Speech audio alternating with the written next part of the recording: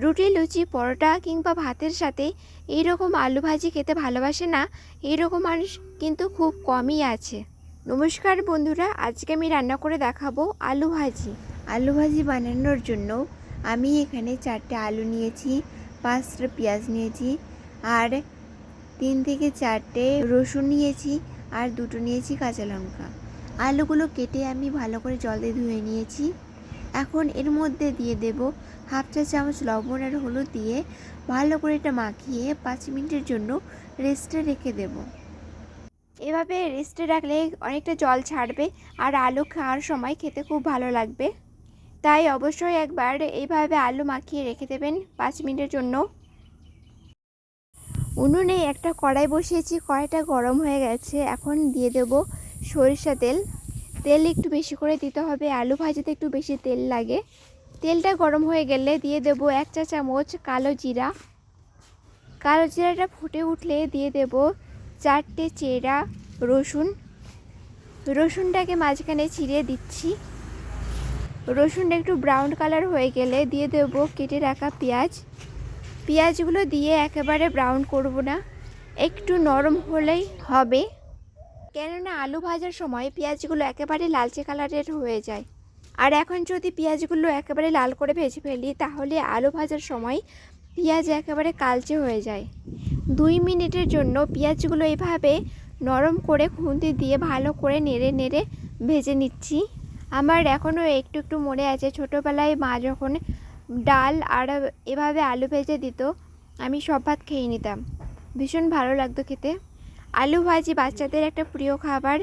বাচ্চারা অন্য খাবার খাক বা না খাক, আলু দিয়ে ভাত দিলে ওরা খেয়ে নেয়। এছাড়াও আলু লুচি, পরোটা, ভাতের সাথে, পান্তা ভাতের সাথে ভীষণ ভালো লাগে খেতে। আর দিয়ে দিচ্ছি 2টো চেরা কাঁচা লঙ্কা।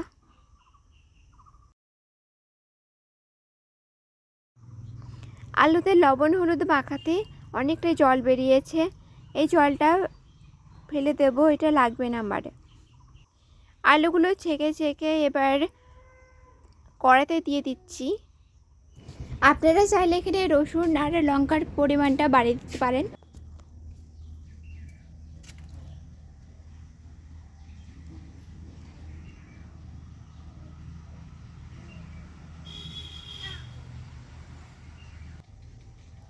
আর একটু লবণ দিলাম আর একটু হলুদ দিয়ে ভালো করে ভেজে নেব।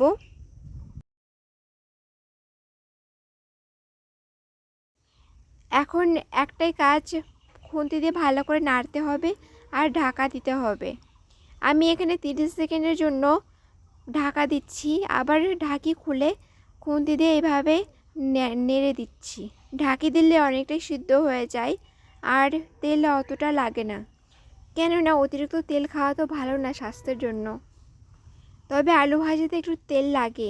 আমি একইভাবে ঢাকছি আর ঢাকি খুলে ভালো করে নেড়ে নেড়ে ভাজছি।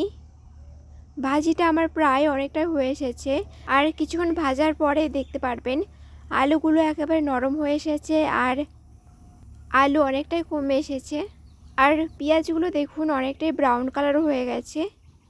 পেঁয়াজ যখন আগে দেবেন তখন কখনোই একেবারে লালচে করে ভাজবেন না, কেননা আলু ভাজার সময় পেঁয়াজ ব্রাউন কালার মানে লাল কালারের হয়ে যায়। খুন্তি দিয়ে আলু কেটে দেখে নিয়েছি আলুটা কতটা সিদ্ধ হয়ে গেছে। আমার রান্নাটা হয়ে গেছে, এখন এটাকে নামিয়ে নেব।